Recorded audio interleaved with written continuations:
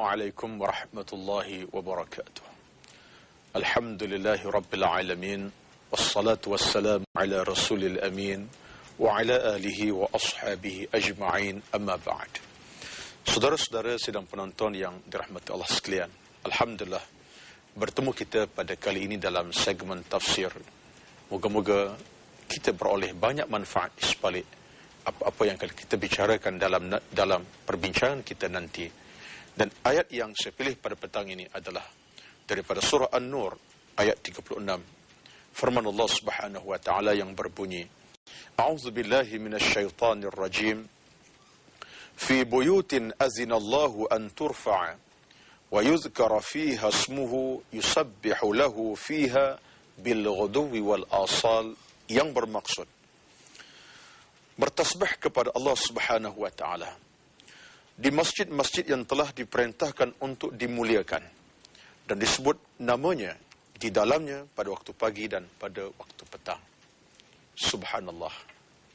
Sesungguhnya suatu nikmat yang paling besar yang Allah berikan, anugerahkan kepada kita ialah nikmat untuk kita bertasbih, memuja-muji Allah Subhanahu wa taala, dan ada kaitan pula dengan tempat yang kita beribadah di dalamnya, yaitu masjid Allah Subhanahu wa taala. Secara tegasnya tuan-tuan dan puan-puan sekalian, para penonton sekalian, Allah Subhanahu wa taala mengingatkan kita bahawa salah satu di antara perkara yang paling mustahak di dalam kehidupan kita ialah sentiasa mengucapkan ucapan tasbih dan memuja-muji Allah. Dan hal inilah kalau kita lihat dalam konteks kehidupan kita, kewajipan ini bukan kewajipan yang biasa, tetapi satu kewajipan yang mutlak dalam kerangka kita untuk menjadi hamba kepada Allah, melahirkan ketaatan yang sepenuhnya, ketundukan yang sewajarnya kepada Allah Subhanahu wa taala. Maka di antara kaitan masjid dengan tasbih, suatu kaitan cukup rapat sekali. Ini berasaskan hadis Nabi sallallahu alaihi wasallam yang Nabi bersabda, "Aqrabu ma yakunul 'abdu min rabbih wa huwa sajidun." Sehampir-hampir manusia dengan Allah Subhanahu wa taala ialah ketika dia sujud menyembah ke bumi.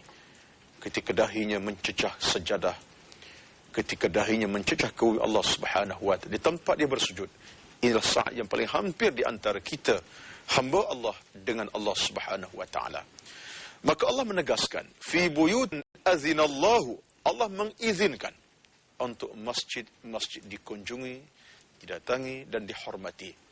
Dalam hal ini suka saya menekankan bahawa kaitan dengan masjid ini, tuan-tuan, suatu kaitan cukup besar nilai dan harganya. Bahkan suatu nikmat yang besar harganya kalau kita ada keupayaan yang cukup untuk mendirikan masjid, memberi bantuan kepada masjid dan surau dengan harta benda, sumbangan secara material, fizikal dan seumpamanya.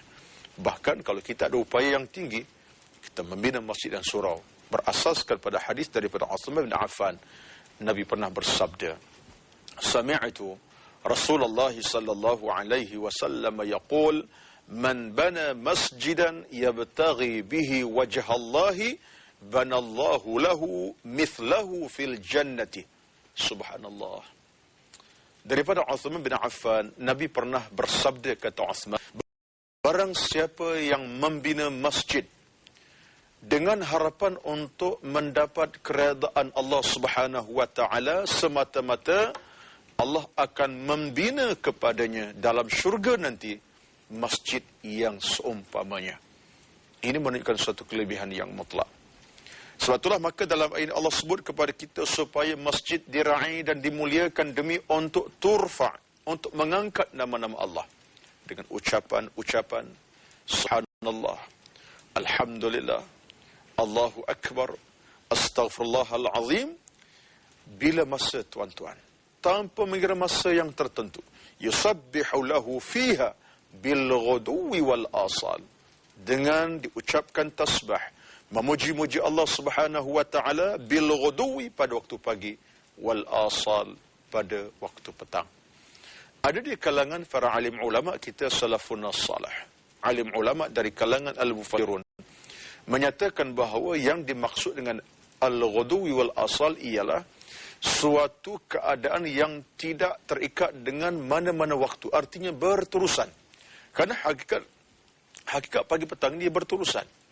Dia tidak ada suatu gap antara pagi petang. Datang pagi, berlalu petang. Datang petang, berlalu pagi. Memang tak ada gap. Artinya, ucapan tasbih tahmid membesar Allah perlu dilafazkan pada bila-bila masa, pada bila-bila waktu. Inilah menjadi hakikat kehidupan kita. Kita akan beroleh banyak kebaikan dan kebaikan, kemuliaan yang Allah janjikan kepada kita. Sebab itulah dalam ayat surah Allah berfirman, Rijalun la tulhihim tijaratun wala bay'un an zikrillah. Iaitu manusia yang tidak dilalaikan oleh perniagaan dan tidak pula dilalaikan oleh jual beli. Mana manusia yang ingatkan Allah, tuan-tuan sekalian, bagi Allah, Allah berfirman, dia takkan lalai dalam kesibukan dengan perniagaannya, kesibukan dengan dunianya, kesibukan harta bendanya, tidak akan melalaikan daripada ingat kepada Allah di waktu pagi, waktu petang. Subhanallah. Jadi kalau kita dapat ambil kekuatan ini, tuan-tuan, sebagai asas dalam kehidupan kita, janganlah kerana harta kita lalai dan lupa kepada Allah. Jangan kerana dunia kita lalai dan lupa kepada Allah. Jangan sama sekali. Sebab orang mukmin la tulhihim, mereka tidak lalai dan lupa dari ingat kepada Allah Subhanahu wa ta'ala. Allah Subhanahu wa ta'ala mengingatkan kita supaya kita berhati-hati dalam soal kehidupan beribadah ini. Masjid didekati, kita akan dapat banyak manfaat di sebalik apa yang kita buat itu. Bertasbih kepada Allah sebanyak mungkin. Dengan itu kita akan beroleh kesejahteraan yang abadi daripada Allah Subhanahu wa ta'ala. Dan insyaAllah kita akan menyambung kembali perbincangan dalam segmen akan datang dengan izin Allah Subhanahu wa ta'ala. Sekian, wassalamualaikum warahmatullahi wabarakatuh. Jangan lupa untuk mengikuti sambungannya di minggu hadapan. Sebagai mengakhiri Al-Hidayah, kita selami sebuah hadis Rasulullah SAW yang diriwayatkan oleh Muslim. Bermaksud, sesungguhnya bertasbih itu merupakan sedekah dan setiap takbir juga merupakan sedekah. Tahmid dan tahlil juga adalah bentuk sedekah. Selain itu, setiap perkara atau perintah untuk membuat makruf, melarang orang membuat mungkar, itu juga adalah sedekah. Bersama atau bergaul dengan isteri, itu juga